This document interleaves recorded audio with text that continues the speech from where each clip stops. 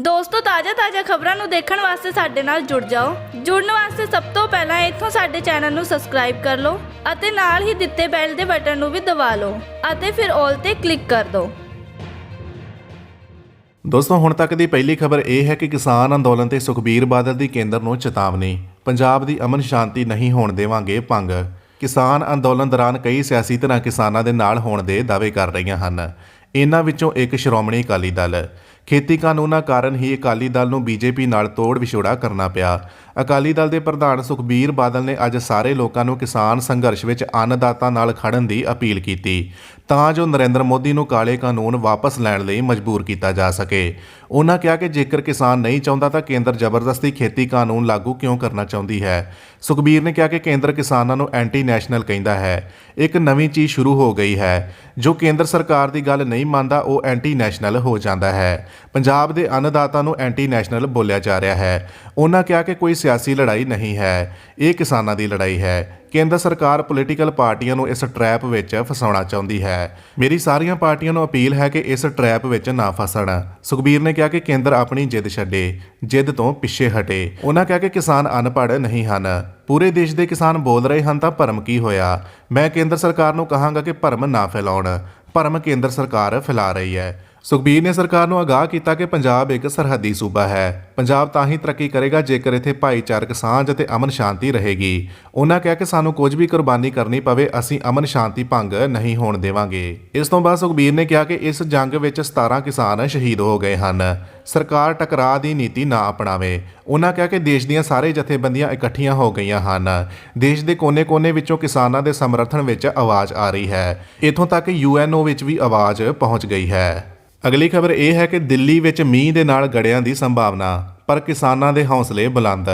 ਇਸ ਸਾਲ ਠੰਡ ਕਾਫੀ ਦੇਰ ਤੋਂ ਪੈਣ ਦੇ ਆਸਾਰ ਹਨ। ਇਸ ਤੋਂ ਪਹਿਲਾਂ ਹਰ ਸਾਲ ਦਸੰਬਰ ਦੀ ਸ਼ੁਰੂਆਤ ਵਿੱਚ ਕਾਂਬਾ ਛੇੜਨ ਵਾਲੀ ਠੰਡ ਪੈਣ ਲੱਗਦੀ ਹੈ, ਪਰ ਦਿੱਲੀ ਤੇ ਉੱਤਰੀ ਭਾਰਤ ਵਿੱਚ ਅਜੇ ਠੰਡ ਨੇ ਦਸਤਕ ਨਹੀਂ ਦਿੱਤੀ। ਹਾਲਾਂਕਿ ਪਿਛਲੇ 3 ਦਿਨਾਂ ਤੋਂ ਜੰਮੂ ਕਸ਼ਮੀਰ ਤੇ ਹਿਮਾਚਲ ਪ੍ਰਦੇਸ਼ ਵਿੱਚ ਹੋਈ ਬਰਫ਼ਬਾਰੀ ਨੇ ਪਹਾੜੀ ਇਲਾਕਿਆਂ ਵਿੱਚ ਠੰਡ ਵਧਾ ਦਿੱਤੀ ਹੈ। ਹੁਣ ਮੰਨਿਆ ਜਾ ਰਿਹਾ ਹੈ ਕਿ ਦਿੱਲੀ ਸਮੇਤ ਉੱਤਰੀ ਭਾਰਤ ਵਿੱਚ ਠੰਡ ਪੈਣ ਵਾਲੀ ਹੈ। ਮੌਸਮ ਵਿਭਾਗ ਦਾ ਮੰਨਣਾ ਹੈ ਕਿ ਦਿੱਲੀ ਦੇ ਉੱਤਰੀ ਭਾਰਤ ਕਈ ਮੈਦਾਨੀ ਸ਼ਹਿਰਾਂ ਵਿੱਚ ਬਾਰਿਸ਼ ਹੋਣ ਦੀ ਸੰਭਾਵਨਾ ਹੈ। ਹਿਮਾਲਿਆ ਦੇ ਖੇਤਰ ਤੋਂ ਤਾਜ਼ਾ ਪੱਛਮੀ ਗੜਬੜੀ ਦੇ ਗੁਜ਼ਰਨ ਕਾਰਨ ਦਿੱਲੀ ਤੇ ਗਵਾਂਢੀ ਸ਼ਹਿਰਾਂ 'ਚ ਅਗਲੇ 2 ਦਿਨ ਹਲਕੀ ਬਾਰਿਸ਼ ਹੋ ਸਕਦੀ ਹੈ। ਮੌਸਮ ਵਿਭਾਗ ਨੇ ਅਗਲੇ 24 ਘੰਟਿਆਂ ਵਿੱਚ ਪੱਛਮੀ ਗੜਬੜੀ ਕਾਰਨ ਜੰਮੂ ਕਸ਼ਮੀਰ, ਲਦਾਖ, ਹਿਮਾਚਲ ਪ੍ਰਦੇਸ਼ ਤੇ ਉੱਤਰਾਖੰਡ ਵਿੱਚ ਬਾਰਿਸ਼ ਤੇ ਬਰਫ਼ਬਾਰੀ ਹੋਣ ਦਾ ਅਨੁਮਾਨ ਜਤਾਇਆ ਹੈ। ਇਸ ਦੇ ਨਾਲ ਹੀ ਮੌਸਮ ਵਿਭਾਗ ਨੇ ਦਿੱਲੀ ਸਮੇਤ ਉੱਤਰੀ ਭਾਰਤ ਦੇ ਕਈ ਇਲਾਕਿਆਂ ਵਿੱਚ ਸੰਘਣੀ ਧੁੰਦ ਰਹਿਣ ਦਾ ਅਨੁਮਾਨ ਜਤਾਇਆ ਹੈ। ਦਸੰਬਰ ਦੇ ਦੂਜੇ ਹਫ਼ਤੇ ਵਿੱਚ ਤਾਪਮਾਨ ਵਿੱਚ ਗਿਰਾਵਟ ਦਰਜ ਕੀਤੀ ਜਾਵੇਗੀ, ਪਰ ਇਹ ਮਾਮੂਲੀ ਗਿਰਾਵਟ ਹੈ। ਰਾਤ ਵਿੱਚ ਵੀ ਤਾਪਮਾਨ 'ਚ ਗਿਰਾਵਟ ਜਾਰੀ ਰਹੇਗੀ ਤੇ ਦਿੱਲੀ ਵਿੱਚ ਧੁੰਦ ਵਧੇਗੀ। ਜੰਮੂ ਕਸ਼ਮੀਰ, ਹਿਮਾਚਲ ਪ੍ਰਦੇਸ਼ ਤੇ ਪੰਜਾਬ ਦੇ ਕੁਝ ਹਿੱਸਿਆਂ ਵਿੱਚ 11 ਦਸੰਬਰ ਨੂੰ ਗੜੇ ਪੈ ਸਕਦੇ ਹਨ। ਇਸ ਤੋਂ ਇਲਾਵਾ 12 ਦਸੰਬਰ ਨੂੰ ਉੱਤਰਾਖੰਡ, ਹਰਿਆਣਾ ਤੇ ਦਿੱਲੀ ਵਿੱਚ 11 ਤੇ 12 ਦਸੰਬਰ ਨੂੰ ਹਲਕੀ ਬਾਰਿਸ਼ ਦੇ ਨਾਲ ਗੜੇ ਪੈਣ ਦਾ ਖਦਸ਼ਾ ਹੈ। ਅਗਲੀ ਖਬਰ ਇਹ ਹੈ ਕਿ ਨਵੇਂ ਖੇਤੀ ਕਾਨੂੰਨਾਂ ਖਿਲਾਫ ਉੱਠਿਆ ਬੀਜੇਪੀ ਸਰਕਾਰ ਵਾਲਾ ਇੱਕ ਹੋਰ ਸੂਬਾ। ਹਿਮਾਚਲ ਦੇ ਕਿਸਾਨਾਂ ਖੋਲ੍ਹਿਆ ਮੋਰਚਾ। ਨਵੇਂ ਖੇਤੀਬਾੜੀ ਕਾਨੂੰਨਾਂ ਨੇ ਹਿਮਾਚਲ ਪ੍ਰਦੇਸ਼ ਦੇ ਕਿਸਾਨਾਂ ਦੀਆਂ ਚਿੰਤਾਵਾਂ ਵੀ ਵਧਾ ਦਿੱਤੀਆਂ ਹਨ। ਹਿਮਾਚਲ ਦੇ ਕਿਸਾਨ ਵੀ ਖੇਤੀ ਕਾਨੂੰਨਾਂ ਖਿਲਾਫ ਖੜੇ ਹੋ ਗਏ ਹਨ। ਹਿਮਾਚਲ ਤੋਂ ਬਾਗਬਾਨੀ ਕਰਨ ਵਾਲੇ ਕਿਸਾਨਾਂ ਨੇ ਇਸ ਅੰਦੋਲਨ ਦੇ ਸਮਰਥਨ ਲਈ ਦਿੱਲੀ ਵੱਲ ਕੂਚ ਕਰਨਾ ਸ਼ੁਰੂ ਕਰ ਦਿੱਤਾ ਹੈ। ਹਿਮਾਚਲ ਦੇ ਕਿਸਾਨਾਂ ਦੀ ਚਿੰਤਾ ਮੁੱਖ ਤੌਰ ਤੇ ਸੇਬ ਬਾਰੇ ਹੈ। ਦੱਸ ਦਈਏ ਕਿ ਹਿਮਾਚਲ ਫਰੂਟ, ਫਲਾਵਰ ਤੇ ਸਬਜ਼ੀ ਉਤਪਾਦਨ ਐਸੋਸੀਏਸ਼ਨ ਦੇ ਪ੍ਰਧਾਨ ਹਰੀਸ਼ ਚੌਹਾਨ ਨੇ ਮੰਗ ਉਠਾਈ ਹੈ ਕਿ ਹਿਮਾਚਲ ਵਿੱਚ ਘੱਟੋ-ਘੱਟ ਸਮਰਥਨ ਮੁੱਲ ਯਕੀਨੀ ਬਣਾਇਆ ਜਾਵੇ, ਕਿਉਂਕਿ ਸੂਬਾ ਜ਼ਿਆਦਾਤਰ ਬਾਗਬਾਨੀ ਤੇ ਨਿਰਭਰ ਕਰਦਾ ਹੈ। ਜੇ ਘੱਟੋ-ਘੱਟ ਸਮਰਥਨ ਮੁੱਲ ਨੂੰ ਖਤਮ ਕਰ ਦਿੱਤਾ ਜਾਂਦਾ ਹੈ ਤੇ APMC ਨੂੰ ਖਤਰਾ ਪੈਦਾ ਹੋ ਜਾਂਦਾ ਹੈ ਤਾਂ ਇਸ ਨਾਲ ਸੂਬੇ ਦੇ ਬਾਗਬਾਨਾਂ ਤੇ ਕਿਸਾਨਾਂ ਨੂੰ ਬਹੁਤ ਵੱਡਾ ਨੁਕਸਾਨ ਹੋਵੇਗਾ। ਹਿਮਾਚਲ ਕਿਸਾਨ ਸਭਾ ਦੇ ਪ੍ਰਧਾਨ ਕੁਲਦੀਪ ਤੰਵਰ ਦਾ ਕਹਿਣਾ ਹੈ ਕਿ ਸਰਕਾਰ APMC ਦੇ ਘੱਟੋ-ਘੱਟ ਸਮਰਥਨ ਮੁੱਲ ਨੂੰ ਖਤਮ ਕਰਨਾ ਚਾਹੁੰਦੀ ਹੈ, ਜਿਸ ਦਾ ਸਿੱਧਾ ਲਾਭ ਅਡਾਨੀ ਅੰਬਾਨੀ ਨੂੰ ਹੋਵੇਗਾ, ਕਿਉਂਕਿ ਇਹ ਵੱਡੇ ਘਰਾਣੇ ਕਿਸਾਨ ਮਾਲੀ ਦੀ ਫਸਲ ਦਾ ਕਬਜ਼ਾ ਕਰ ਲੈਣਗੇ।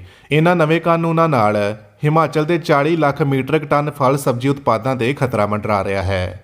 ਅਗਲੀ ਖਬਰ ਇਹ ਹੈ ਕਿ ਕਿਸਾਨ ਅੰਦੋਲਨ 'ਚ ਕਰੋਨਾ ਦੀ ਐਂਟਰੀ। ਸਿੰਘੂ ਬਾਰਡਰ ਤੇ 2 ਕਰੋਨਾ ਪੋਜ਼ਿਟਿਵ।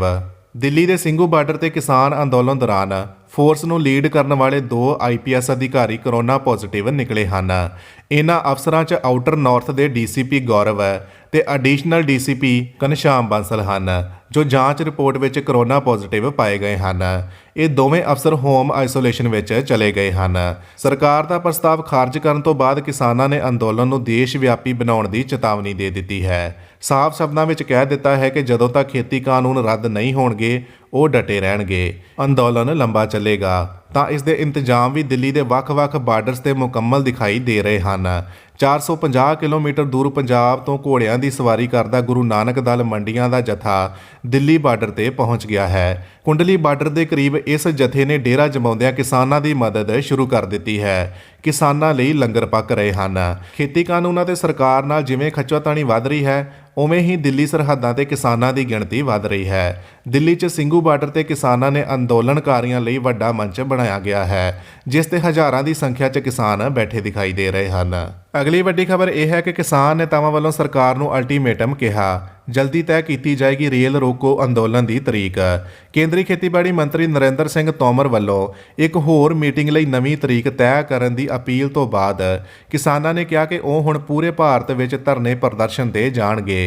ਅੱਜ ਖੇਤੀਬਾੜੀ ਕਾਨੂੰਨਾਂ ਵਿਰੁੱਧ ਕਿਸਾਨਾਂ ਖਿਲਾਫ ਪ੍ਰਦਰਸ਼ਨ ਦਾ 15ਵਾਂ ਦਿਨ ਹੈ। ਕਿਸਾਨ ਜਥੇਬੰਦੀਆਂ ਅੱਜ ਸਿੰਘੂ ਸਰਹੱਦ ਤੇ ਇੱਕ ਵੱਡੀ ਮੀਟਿੰਗ ਕਰਕੇ ਅੱਗੇ ਦੀ ਰਣਨੀਤੀ ਬਣਾਈ। ਸਰਕਾਰ ਦੇ ਪ੍ਰਸਤਾਵ ਨੂੰ ਰੱਦ ਕਰਦਿਆਂ ਕਿਸਾਨਾਂ ਨੇ ਆਉਣ ਵਾਲੇ ਦਿਨਾਂ ਵਿੱਚ ਦਿੱਲੀ ਨਾਲ ਲੱਗਦੀਆਂ ਹੋਰ ਸਰਹੱਦਾਂ ਨੂੰ ਸੀਲ ਕਰਨ ਦੀ ਚੇਤਾਵਨੀ ਦਿੱਤੀ ਹੈ। ਪੱਤਰਕਾਰਾਂ ਨਾਲ ਗੱਲਬਾਤ ਕਰਦਿਆਂ ਭਾਰਤੀ ਕਿਸਾਨ ਯੂਨੀਅਨ ਦੇ ਆਗੂ ਬਲਬੀਰ ਸਿੰਘ ਰਾਜੇਵਾਲ ਨੇ ਕਿਹਾ ਕਿ ਕੇਂਦਰ ਸਰਕਾਰ ਨੇ ਮੰਨ ਲਿਆ ਹੈ ਕਿ ਵਪਾਰੀਆਂ ਲਈ ਕਾਨੂੰਨ ਬਣਾਏ ਗਏ ਹਨ। ਜੇ ਖੇਤੀਬਾੜੀ ਰਾਜ ਦਾ ਵਿਸ਼ਾ ਹੈ ਤਾਂ ਉਹਨਾਂ ਨੂੰ ਇਸ ਬਾਰੇ ਕਾਨੂੰਨ ਬਣਾਉਣ ਦਾ ਅਧਿਕਾਰ ਹੀ ਨਹੀਂ ਹੈ। ਕਿਸਾਨ ਆਗੂ ਬੂਟਾ ਸਿੰਘ ਨੇ ਕਿਹਾ ਕਿ ਅਸੀਂ 10 ਦਸੰਬਰ ਤੱਕ ਅਲਟੀਮੇਟਮ ਦੇ ਦਿੱਤਾ ਹੈ ਕਿ ਜੇਕਰ ਪ੍ਰਧਾਨ ਮੰਤਰੀ ਸਾਡੀ ਗੱਲ ਨਹੀਂ ਸੁਣਦੇ ਅਤੇ ਕਾਨੂੰਨਾਂ ਨੂੰ ਰੱਦ ਨਹੀਂ ਕਰਦੇ ਤਾਂ ਅਸੀਂ ਰੇਲਵੇ ਟਰੈਕ ਨੂੰ ਜਾਮ ਕਰ ਦੇਵਾਂਗੇ। ਅੱਜ ਦੀ ਬੈਠਕ ਵਿੱਚ ਇਹ ਫੈਸਲਾ ਲਿਆ ਗਿਆ ਹੈ ਕਿ ਭਾਰਤ ਦੇ ਸਾਰੇ ਲੋਕ ਪਾਰਟੀਆਂ ਤੇ ਉਤਰਨਗੇ। ਇਸ ਲਈ ਸੰਯੁਕਤ ਕਿਸਾਨ ਮੰਚ ਇੱਕ ਤਰੀਕ ਤੈਅ ਕਰੇਗਾ ਅਤੇ ਐਲਾਨ ਕਰੇਗਾ। ਉਧਰ ਰਾਕੇਸ਼ ਟਕੈਤ ਨੇ ਕਿਹਾ ਕਿ ਸਾਡੀ ਮੰਗ ਸੋਧ ਨਹੀਂ ਹੈ, ਸਾਰੇ 3 ਕਾਨੂੰਨਾਂ ਨੂੰ ਵਾਪਸ ਲਿਆ ਜਾਣਾ ਚਾਹੀਦਾ ਹੈ, ਤਾਂ ਹੀ ਅੰਦੋਲਨ ਖਤਮ ਹੋ ਜਾਏਗਾ। ਇਸ ਦੇ ਨਾਲ ਹੀ ਜਦੋਂ ਕਿਸਾਨਾਂ ਦੇ ਮੰਚ ਤੇ ਸ਼ਰਜੀਲ ਇਮਾਮ ਦੀ ਰਿਹਾਈ ਦੀ ਵੀਡੀਓ ਵਾਇਰਲ ਹੋਈ ਤਾਂ ਟਕੈਤ ਨੇ ਕਿਹਾ ਕਿ ਇਹ ਸਿਰਫ ਕਿਸਾਨ ਅੰਦੋਲਨ ਹੈ, ਅਜਿਹੇ ਲੋਕਾਂ ਨਾਲ ਸਾਡਾ ਕੋਈ ਲੈਣਾ ਦੇਣਾ ਨਹੀਂ ਹੈ। ਸਰਕਾਰ ਨੂੰ ਦੇਖਣਾ ਚਾਹੀਦਾ ਹੈ ਕਿ ਇਹ ਲੋਕ ਕੌਣ ਹਨ। ਅਗਲੀ ਵੱਡੀ ਖਬਰ ਇਹ ਹੈ ਕਿ ਕਿਸਾਨ ਲੀਡਰਾਂ ਤੋਂ ਸੁਣੋ ਕੀ ਹੈ ਉਹਨਾਂ ਦੀ ਹੁਣ ਅਗਲੀ ਰਣਨੀਤੀ। ਕਿਸਾਨ ਆਗੂਆਂ ਦਾ ਕਹਿਣਾ ਹੈ ਕਿ ਕੇਂਦਰ ਆਪਣੇ ਖੇਤੀ ਕਾਨੂੰਨ ਬਿਲਕੁਲ ਰੱਦ ਕਰੇ। ਸਾਨੂੰ ਖੇਤੀ ਕਾਨੂੰਨਾਂ ਵਿੱਚ ਸੋਧ ਮਨਜ਼ੂਰ ਨਹੀਂ। ਫਿਲਹਾਲ ਸਾਡੀ ਕੇਂਦਰ ਨਾਲ ਕੋਈ ਗੱਲ ਨਹੀਂ ਹੋ ਰਹੀ। ਸਰਕਾਰ ਵਾਰ-ਵਾਰ ਪੁਰਾਣਾ ਰਾਗ ਅਲਾਪ ਰਹੀ ਹੈ। ਫਿਲਹਾਲ ਸਰਕਾਰ ਖੇਤੀ ਕਾਨੂੰਨ ਰੱਦ ਨਹੀਂ ਕਰਨਾ ਚਾਹੁੰਦੀ। ਅਸੀਂ ਖੇਤੀ ਕਾਨੂੰਨ ਰੱਦ ਕਰਵਾਉਣ ਹੀ ਦਿੱਲੀ ਆਏ ਹਾਂ। ਜੇਕਰ ਸਾਡੀ ਆਮਦਨ ਦੁੱਗਣੀ ਕਰਨੀ ਹੈ ਤਾਂ ਕਾਨੂੰਨ ਰੱਦ ਕਰੋ। 12 ਦਸੰਬਰ ਤੱਕ ਜੈਪੁਰ ਦਿੱਲੀ ਹਾਈਵੇ ਰੋਕਣ ਦਾ ਕੀਤਾ ਐਲਾਨ। 12 ਦਸੰਬਰ ਨੂੰ ਇੱਕ ਦਿਨ ਲਈ ਟੋਲ ਪਲਾਜ਼ਾ ਫ੍ਰੀ ਕੀਤੇ ਜਾਣਗੇ। 14 ਦਸੰਬਰ ਨੂੰ ਪੂਰੇ ਦੇਸ਼ ਵਿੱਚ ਧਰਨੇ ਪ੍ਰਦਰਸ਼ਨ ਕਰਨ ਦਾ ਐਲਾਨ। ਜੀਓ ਦੇ ਉਤਪਾਦ ਤੇ ਬਾਈਕਾਟ ਦਾ ਵੀ ਦਿੱਤਾ ਗਿਆ ਸੱਦਾ। ਅਗਲੀ ਵੱਡੀ ਖਬਰ ਇਹ ਹੈ ਕਿ ਹਰਿਆਣਾ ਵਿੱਚ 14 ਦਸੰਬਰ ਤੋਂ ਫਿਰ ਖੁੱਲਣਗੇ ਸਕੂਲ।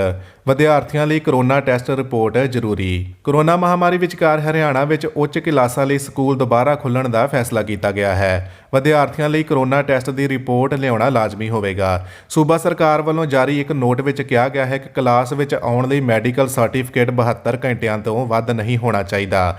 ਸਕੂਲ ਖੋਲ੍ਹਣ ਤੇ ਪ੍ਰਿੰਸੀਪਲ ਨੂੰ 8 ਦਸੰਬਰ 2020 ਨੂੰ ਜਾਰੀ ਕੀਤੀ ਸਿਹਤ ਵਿਭਾਗ ਦੀ ਐਡਵਾਈਜ਼ਰੀ ਦੀ ਪਾਲਣਾ ਨੂੰ ਲਾਜ਼ਮੀ ਬਣਾਉਣਾ ਹੋਵੇਗਾ। ਸਕੂਲ 'ਚ ਪਹਿਲਾਂ ਦੀ ਤਰ੍ਹਾਂ 14 ਦਸੰਬਰ ਤੋਂ ਕਲਾਸਾਂ ਲਗਾਈਆਂ ਜਾਣਗੀਆਂ, ਪਰ ਕਰੋਨਾ ਦੇ ਮੱਦੇਨਜ਼ਰ ਸਿਰਫ 10ਵੀਂ ਅਤੇ 12ਵੀਂ ਜਮਾਤ ਦੇ ਵਿਦਿਆਰਥੀ ਹੀ ਸਕੂਲ ਵਿੱਚ ਆਉਣਗੇ। ਇਸ ਦੇ ਲਈ ਮਾਪਿਆਂ ਦੀ ਆਗਿਆ ਦੀ ਵੀ ਜ਼ਰੂਰਤ ਹੋਵੇਗੀ। ਸਕੂਲ ਖੁੱਲ੍ਹਣ ਤੋਂ ਪਹਿਲਾਂ ਕੈਂਪਸ ਪੂਰੀ ਤਰ੍ਹਾਂ ਸੈਨੀਟਾਈਜ਼ਰ ਕਰਾਉਣਾ ਹੋਵੇਗਾ। ਅਗਲੀ ਵੱਡੀ ਖਬਰ ਇਹ ਹੈ ਕਿ ਕਿਸਾਨਾਂ ਦੀਆਂ ਮੰਗਾਂ ਪੂਰੀਆਂ ਨਾ ਹੋਈਆਂ ਤਾਂ ਕਰਾਂਗਾ ਜਨ ਅੰਦੋਲਨ। ਅੰਨਾ ਹਜ਼ਾਰੇ ਦੀ ਕੇਂਦਰ ਨੂੰ ਚੇਤਾਵਨੀ। ਕੇਂਦਰ ਸਰਕਾਰ ਦੇ ਖੇਤੀ ਕਾਨੂੰਨਾਂ ਖਿਲਾਫ ਕਿਸਾਨ ਪਿਛਲੇ 16 ਦਿਨਾਂ ਤੋਂ ਦਿੱਲੀ ਦੀਆਂ ਸਰਹੱਦਾਂ ਤੇ ਡਟੇ ਹੋਏ ਹਨ ਤੇ ਵਿਰੋਧ ਪ੍ਰਦਰਸ਼ਨ ਕਰ ਰਹੇ ਹਨ। ਹੁਣ ਉਹਨਾਂ ਨੂੰ ਸਮਾਜਿਕ ਕਾਰਕੁਨ ਅੰਨਾ ਹਜ਼ਾਰੇ ਦਾ ਸਮਰਥਨ ਵੀ ਮਿਲ ਗਿਆ ਹੈ। 80 ਸਾਲਾ ਅੰਨਾ ਹਜ਼ਾਰੇ ਨੇ ਕਿਸਾਨਾਂ ਦੇ ਸਮਰਥਨ ਵਿੱਚ ਕੇਂਦਰ ਸਰਕਾਰ ਨੂੰ ਚੇਤਾਵਨੀ ਦਿੱਤੀ ਹੈ। ਉਹਨਾਂ ਕਿਹਾ ਕਿ ਜੇਕਰ ਕਿਸਾਨਾਂ ਦੀਆਂ ਮੰਗਾਂ ਪੂਰੀਆਂ ਨਾ ਹੋਈਆਂ ਤਾਂ ਉਹ ਜਨ ਅੰਦੋਲਨ ਕਰਨਗੇ। ਕਿਸਾਨਾਂ ਦੇ ਸਮਰਥਨ ਵਿੱਚ ਅੰਨਾ ਹਜ਼ਾਰੇ ਨੇ ਕਿਹਾ ਕਿ ਤਤਕਾਲੀ ਕਾਂਗਰਸ ਸਰਕਾਰ ਨੂੰ ਲੋਕਪਾਲ ਅੰਦੋਲਨ ਦੌਰਾਨ ਹਿਲਾ ਦਿੱਤਾ ਸੀ। ਮੈਂ ਇਹਨਾਂ ਕਿਸਾਨਾਂ ਦੇ ਵਿਰੋਧ ਨੂੰ ਵੀ ਉਸੇ ਤਰਜ਼ ਤੇ ਦੇਖ ਰਿਹਾ ਹਾਂ ਕਿ ਕਿਸਾਨਾਂ ਵੱਲੋਂ ਕੀਤੇ ਭਾਰਤ ਬੰਦ ਦੇ ਦਿਨ ਮੈਂ ਰਾਲੇਗਾਨ ਸਿੱਧੀ ਵਿੱਚ ਆਪਣੇ ਪਿੰਡ ਵਿੱਚ ਇੱਕ ਦਿਨ ਦਾ ਵਰਤ ਰੱਖਿਆ ਸੀ ਤੇ ਕਿਸਾਨਾਂ ਦੀਆਂ ਮੰਗਾਂ ਨੂੰ ਮੇਰਾ ਪੂਰਾ ਸਮਰਥਨ ਹੈ।